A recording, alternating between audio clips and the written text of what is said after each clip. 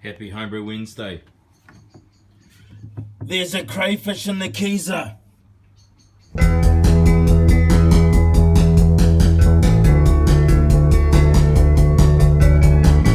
matter what your profession is, bro.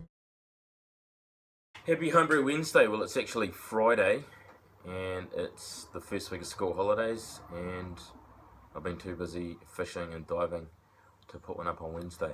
But anyway, on Monday I did a brew with my old pal Tony. He brought around this big 100-litre brew kettle so we could do a double batch on my small little sort of 36-litre system. And yeah, we had a Panhead XPA clone, seemed to go off without a hitch. Loads of hops in it, really nice and green. Hopefully that'll settle out when we go to keg it. But yeah, I reckon we get about 2 kegs easily. The only issue was, having never sparged such a big quantity, I did look at my sight glass, but I had a phantom mark on the sight glass where all the condensation was. So I thought my HLT was full, but it wasn't. And yeah, man, I dry fried the hot water element. So I'm going to have to get another one from the brother-in-law. Hopefully he can hook me up with another decent one. 3,000 kilowatts of the best. So I've come up with a solution, rather than looking at putting a float switch in, which probably not going to handle those big currents. I think I'm just going to get an elbow and put it above the element's waterline, so that way I've got no chance of dry frying that element. Yeah, thanks very much for watching, and if you like, subscribe.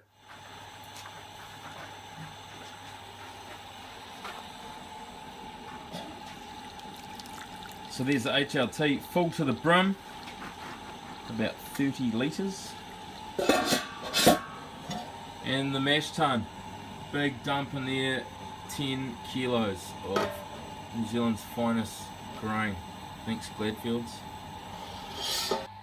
So here's our first edition hops, 20 minutes from the end. Big batch, so 20 of each Sauvin and Mochueka. It's chilling really nicely, eh? So we're looking at 89 now. Cool, so a bit of shagging around with the fittings. We've got a quick disconnect there, and a cam lock up there, and another cam lock, and another hose.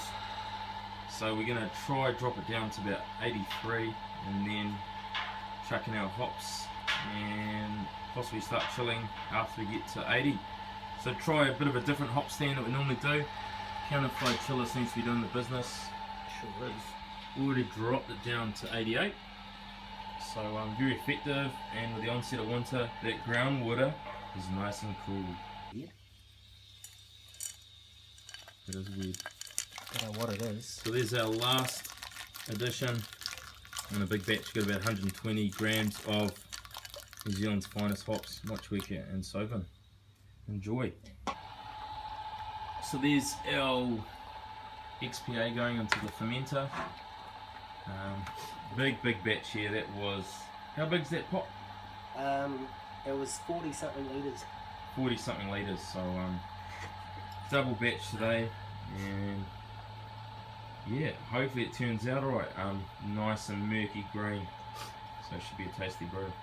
That's the end of it. So I just keep chucking stuff on top. So decent yield there.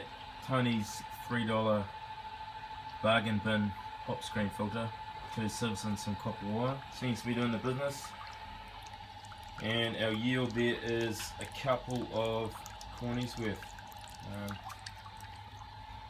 So we got probably about 20 something there and 20 something there. Yeah. So job well done. You want to drop a bit more on yours? So here's our hobby case from JCar, and today we're going to fit the mighty SDC 1000. Check out the printing on that, man. Looks like you've already had a couple of homebrews. Not bad for 25 bucks though, so yeah, we'll follow this wiring diagram and see how we go. So there's our hole cut with the coping saw. Pop the blade in and out, and nice snug fit. Okay, so she's all wired up. Got the box and the glands from the J-car. Nice and snug fit, especially those little clips on there. Little hole there for the probe. Only a 1 meter cable, but should be just enough. Heating and cooling, which is an old extension lead chopped up. And yeah, we're ready to go.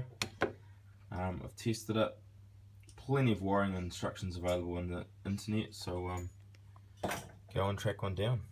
So here's our STC 1000 controller, cooling at the moment.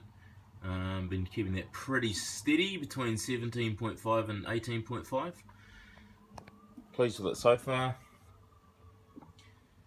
Here's our XPA, big old USO5 yeast cake on that. Got the probe inside a plastic bag just on the side of it, and the Mangrove Jack's heat pad just for a bit of ambient heat in the evenings. So bubbling away nicely, good stuff.